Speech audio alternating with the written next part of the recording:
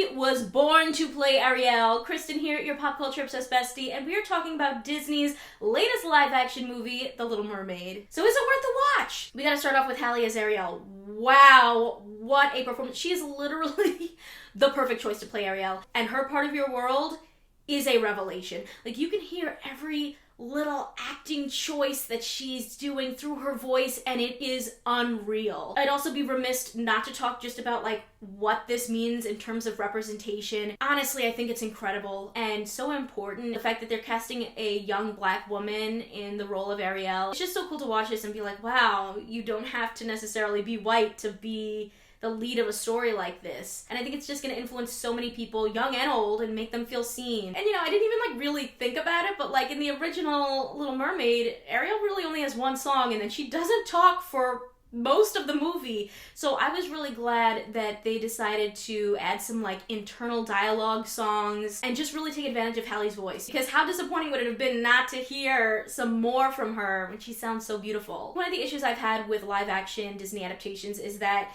sometimes it's like a shot-for-shot remake. But what I think was really cool about this one is that they added a lot of elements in. Like Jonah hauer-king as Prince Eric, he gets his own song that honestly reminded me of Bet On It from High School Musical 2. But they also give him just like more depth to his character. Like you get to see the connection that he and Ariel have and how similar they are. They really are like parallels in this story, coming from similar backgrounds of parents that want to keep them kind of sheltered and don't want them to go out and explore the world, when both of them are, you know, adventurers and collectors. I thought that that really bonded them, that they had so much in common. And you see this like blossoming friendship that turns into this really sweet romance. In the new editions, they also tried to debunk some things from the original movie and add some more lore around Ariel's deal with Ursula, just so that it's like not as easy as it seems. And I gotta say, they really worked hard closing up plot holes that I don't even know if like people that are not like super deep diving into this story even think about, but they did it. And I do think the new lore and stories overall did kind of take the story to the next level. It felt like you were adding to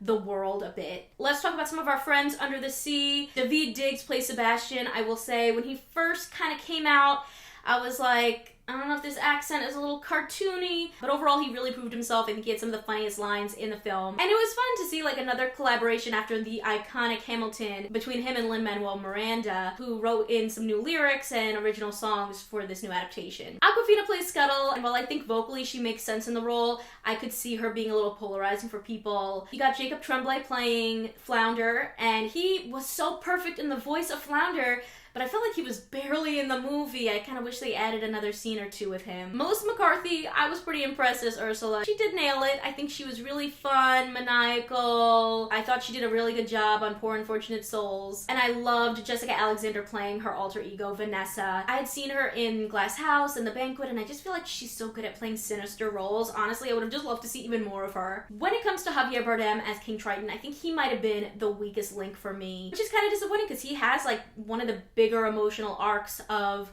this film as this man who's like overprotective of his daughters and is really like against the human world. There was this scene at the end of the film with him that was just super cheesy. It did not work for me. They also introduced Ariel's sisters. They had this really great diverse group of actresses that I think they did not take enough advantage of. I would have loved to see a sister's song. Getting into the music, I already talked about Part of Your World, which I did not even know this, but the original film, they almost didn't include that song because they thought it was going to be too slow and kids weren't going to be into it. Thank God they decided to put it in because it's literally one of the most iconic Disney songs ever. And I mentioned that Prince Eric's song, Wild Uncharted Waters, really gave me Bet On It vibes. But in general, I feel like sitting in the theater, I wasn't like super blown away by the original songs. Listening to them at home, I definitely was able to like appreciate them a little bit more, but I think that they might be hit or miss for some people. Ariel's song for the first time, I really enjoyed that listening back again. There were some lyric changes in songs like Kiss the Girl and Poor Unfortunate Souls that I was like basically fine with. Under the Sea was missing some of the fun a little bit by removing the instruments from the fish. And the new song Scuttlebutt I think is going to be an acquired taste, but man, you can really tell that's a Lin-Manuel Miranda song. Yeah. Some other places that the film is iffy is the CGI. There's some moments where it's super magical, and there's other moments where you're like, ooh, this is a little cringy. Why is it so dark? And speaking of dark, not even just visually, but like action-wise, there are some kind of dark and scary moments that I think might be even scarier than some stuff in the original movie. I think there's a really important message of like having your voice be heard and not giving up that power. And while I do enjoy the film, I think it got a little cheesy in the last act. When it comes down to it, I think Halle really made this film as Ariel. I love the new additions to the story that just allow her and Eric to form a real connection. And honestly, I thought they changed up enough that like there were points where I was like, I don't know where this is going anymore. Is it gonna follow the original film? Is it not? And I think that's pretty cool that they were able to add suspense to a story that we all know and love. I'd love to know what you think, so let me hear your thoughts on The Little Mermaid and this new soundtrack. Consider subscribing if you like my videos, and if you want to talk more TV and movies with me outside of the comments section, check out my Patreon at patreon.com/kmaldo. If you like this one, you can check out more of my videos right over here. See ya!